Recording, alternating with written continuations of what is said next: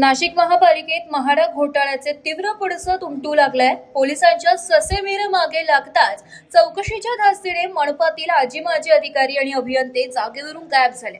सध्या तब्बल 1.5 ते 2 डझन अधिकारी अचानक साइड व्हिजिटच्या नावाखाली बाहेर पडत असल्याने मनपाचे दैनंदिन कामकाज पूर्णपणे कोलमडले।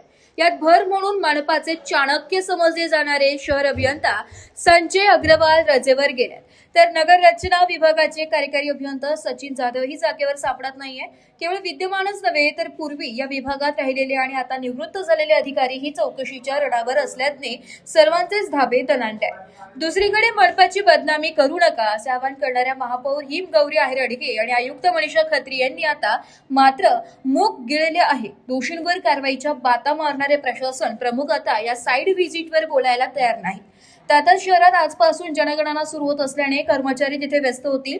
एकीकडे घोटाळ्याची भीती, अधिकाऱ्यांची पळापळ आणि दुसरीकडे जनगणनेचे काम या सावळा गोंधळामुळे मनपाच्या अतिसंवेदनशील विभागांमध्ये सध्या शमशान शांतता पसरली असून सर्वसामान्यांची कामे मात्र वाऱ्यावर पडली आहे।